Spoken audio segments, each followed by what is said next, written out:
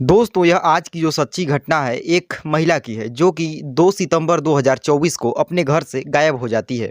और गायब होने के बाद जो इसकी यह महिला तो नहीं मिलती, फिर खैर इसकी लाश मिलती है जो कि 25 सितंबर 2024 को इसकी लाश मिलती है। और यह लाश 29 नहीं बल्कि 59 टुकड़ों में बटी हुई थी। यानी कि इस लाश को छोटी छोटी पीसों में 29 टुकड़ों में काट दिया गया था।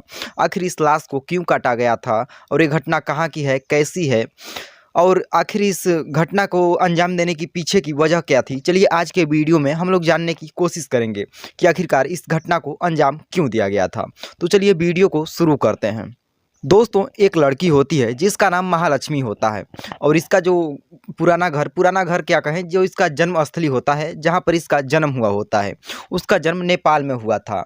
और वह इस टाइम पर बंगलुरु में रहती है, जो कि इसके माता पिता ने इसकी शादी 2019 में बेंगलुरु के एक हेमंत नाम के लड़के के साथ कर दी थी, जो कि वहीं बेंगलुरु में ही मोबाइल शॉप पर काम किया करता था। और जब वह लड़का वहाँ पर मोबाइल शॉप पे काम करता था तो महालक्ष्मी की शादी उससे कर दी जाती है। तो इन दोनों का जो रिलेशनशिप था 1 साल से ज़्यादा चल नहीं पाता है।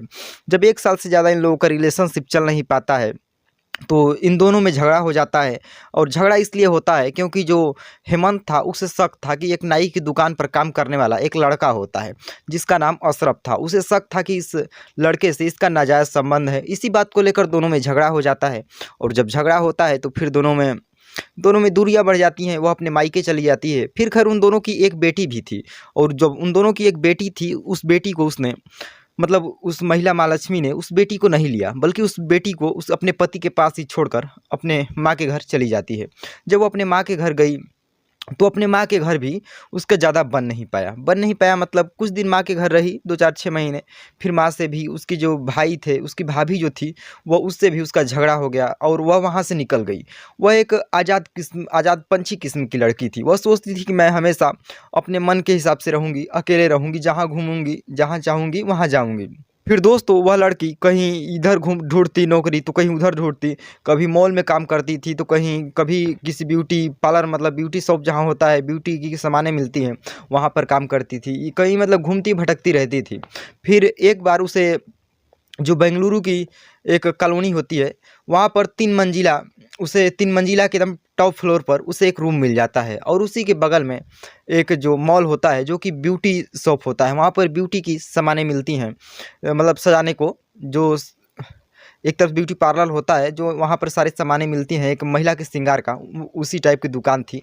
वह वहाँ पर काम करने लगती है। जब वह महिला वहाँ पर काम कर रही होती है तो महिला काम कर रही थी और उसने वहाँ पर एक थर्ड मतलब टॉप फ्लोर पर, थर्ड फ्लोर था, सबसे ऊपर वाले फ्लोर पर उसने रूम ले लिया था। उसका डेली का रूटीन बन गया था। वह 9 बजे रूम से निकलती थी और लगभग शाम को 10 बजे आती थी। वह वहाँ पर जाकर काम किया करती थी। फिर धीरे धीरे करके वक्त जो है इसका ऐसे ही गुजर रहा होता है।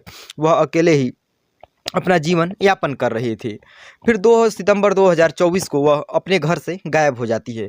मतलब ना ही वह रूम से बाहर निकल रही थी, ना ही नौकरी जा रही थी, ना ही आ रही थी, बल्कि उसके रूम पर ताला लगा हुआ था।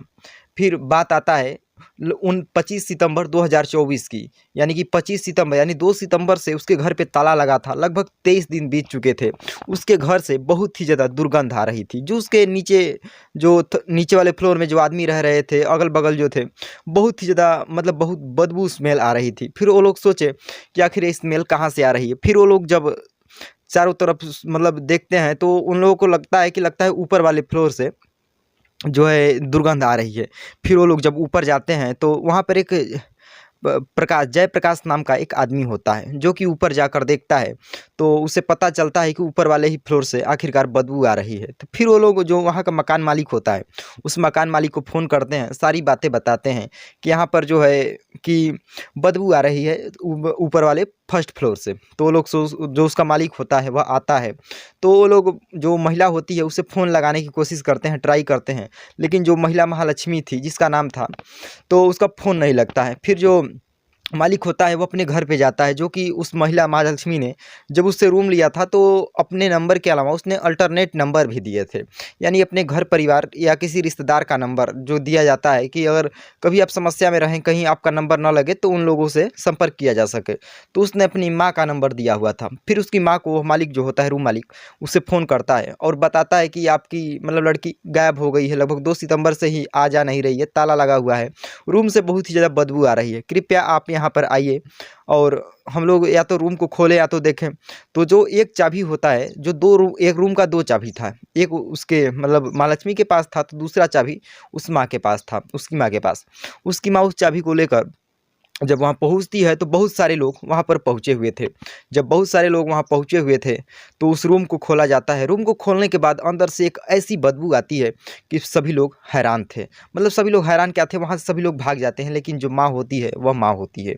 वह रूम के अंदर जाती है तो जो चींटियाँ होती हैं, एक कतार में चींटियाँ जा रही होती हैं और रूम से बहुत ज़्यादा बदबू आ रही थी, कीड़े-मकोड़े डोल रहे थे। जब चींटियाँ जो हैं एक लकीर में फ्रिज की तरफ जा रही थी। जब देखा जाता है तो फ्रिज में उस लड़की की छोटी-छोटी पीस में काट कर उस फ्रिज में उसे भर दिया गया था और जो उसकी मुंडी होती है, उसकी मुंडी एक नीचे वाले फ्रिज के एक डिब्बे में रखी गई थी। फिर वहाँ पर जो रूम मालिक होता है तुरंत पुलिस वालों को फ़ोन करता है, पुलिस वाले आते हैं। जैसा उसने बताया था, पुलिस सब फोरेंसिक टीम लेकर आई थी, स्क्वाड डॉग को भी लेकर आई थी। फिर जो पुलिस वाले होते हैं आखिरकार उस लाश को भरने में असहज हो जाते हैं, उठा नहीं पाते हैं, क्योंकि उन लोगों का क्योंकि पुलिस वालों का यह काम था ही नहीं। तो पुलिस वाले जो होते हैं वो फ़ोन करते हैं, पोस्टमार्टम करने वाले जो होते हैं, वहाँ की जो काम करने वाले होते हैं कर्मचारी, उन लोगों को फ़ोन करते हैं और लोगों से बताते हैं कि हाँ ऐसा-ऐसा मामला है, आप लोग आइए और इन लाशों को, टुकड़ों को उठा कर ले जाइए, पोस्टमार्टम कीजिए।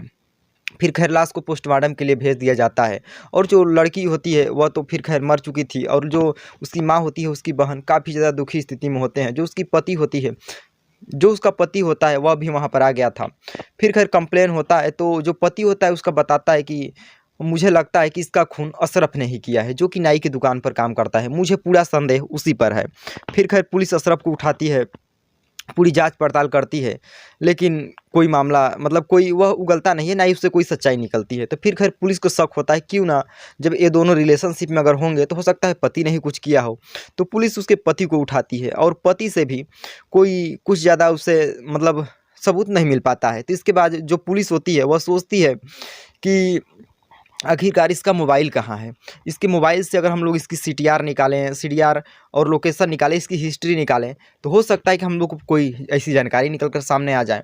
तो दोस्तों जब जानकारी निकाली जाती है, सीडीआर निकाली जाती है, कॉल हिस्ट्री निकाली जाती है, तो वहाँ पर इससे एक जानकारी निकल कर आती है और जानकारी ऐसी निकल कर आती है कि एक नाम होता है, एक व्यक्ति का नया नाम सामने आता है।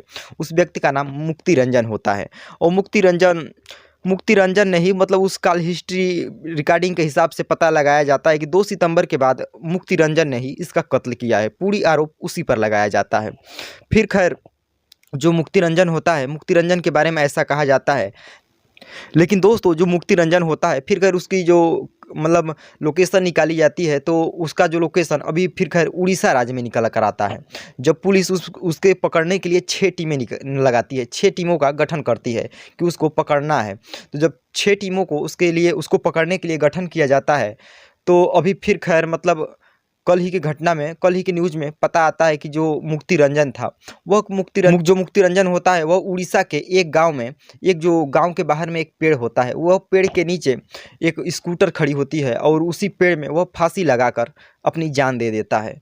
और जब यह मामला काफ़ी ज़्यादा तेज़ी से सामने आती है तो हाँ, मतलब लोग और भी सोचने पर मजबूर हो जाते हैं कि जब एक कत्ल हुई और कातिल पकड़ा जाने वाला था तो कातिल की भी कत्ल हो गई।